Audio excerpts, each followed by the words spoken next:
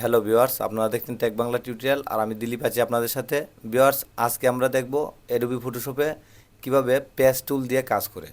আমরা ফটোশপটি ওপেন করে নিব। তো এই যে আমি ফটোশপটি ওপেন করে রেখেছিলাম আর ফটোশপ ক্যানভাসে একটি ছবি, মানে ছবিটার মুখে ব্রণযুক্ত, এই যে ব্রণযুক্ত ছবিটার মুখে আর একটি স্ক্যান করা ডকুমেন্টস আমি আগে থেকে ওপেন করে রেখেছি। এটি হচ্ছে টুলবার। যারা একদম বিগিনার লেভেলে আছেন তারা হয়তো চিনবেন না, এটি হচ্ছে টুলবার। আর এই যে এটি হচ্ছে পেজ টুল, হেল্ডিং ব্রাশ টুল এবং পেজ টুল দুইটাই একটার মধ্যে আছে। আপনি কিবোর্ডে যে প্রেস করলেও কিন্তু এই টুলবারটি অটোমেটিকলি সিলেক্ট হয়ে যাবে। যেমন ধরুন আমি মুভ টুলে আছি, আমি যদি কিবোর্ডে যে প্রেস করি, যে প্রেস করার পর কিন্তু এই যে পেজ টুলটি আমার সিলেক্ট হয়ে গেছে। যদি আমার এই টুলটি উপরে থাকে তো আমার হেল্ডিং ব্রাশ টুলটি সিলেক্ট হবে। তো আমি সেই ক্ষেত্রে মাউসের রাইট বাটনে ক্লিক করলে কিন্তু আমার দুইটি টুলই দেখাবে। আর আমি যেই সফটওয়্যারটিতে এখন কাজ করছি সেটি হচ্ছে অ্যাডোবি ফটোশপ 7.0।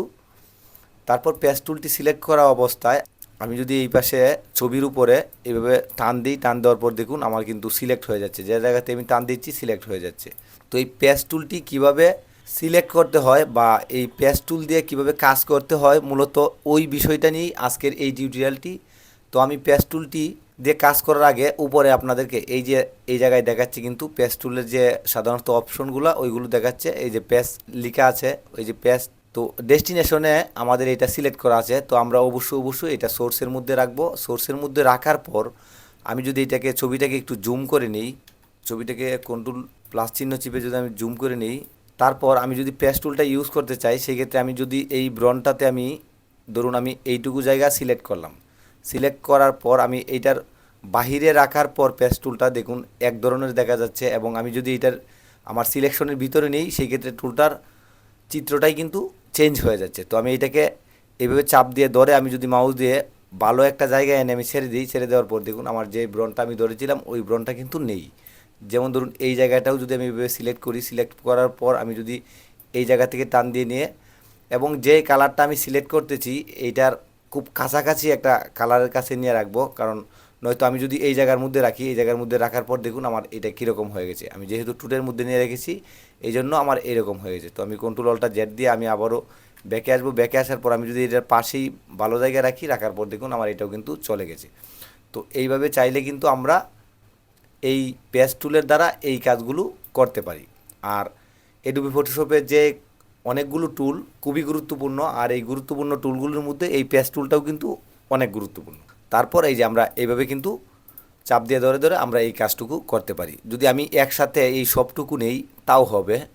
এইটুকু নেওয়ার পর আমি যেহেতু এই জায়গায় ভালো অংশ আছে আমি দিলাম, দেওয়ার পর দেখুন আমার এটা কিন্তু হয়েছে, কিন্তু আমার ওই রকম ফিনিশিং একটা একটা করলে যেই ফিনিশিংটা আসতো ওইটা কিন্তু আসে নাই। যেমন আমি একটু ছোটো করে যদি দেখাই, দেখুন একটা হালকা একটা সাদা ইয়ে আছে। আমি এটা চাইলে ব্রাশ টুল দিয়ে কিন্তু এটাকে সমন্বয় করে নিতে পারবো বা সুন্দর করে নিতে পারবো, বোঝাই যাবে না। তো এইটাই হচ্ছে মূলত পেজ টুলের কাজ।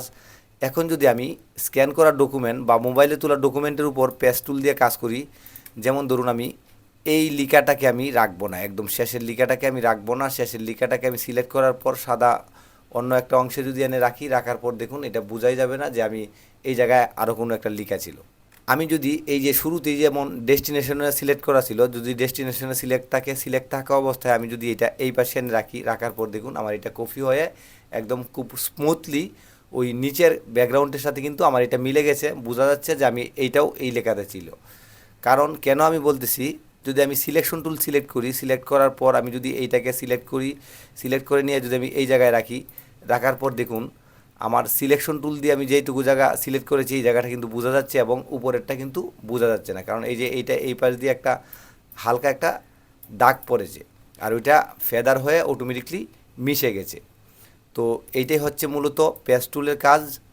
আর আশা করছি যারা পেজ টুল সম্পর্কে একটুকু ধারণা নেই বা একদম নতুন ফটোশপে, এই টিউটোরিয়ালটি তাদের খুবই কাজে আসবে।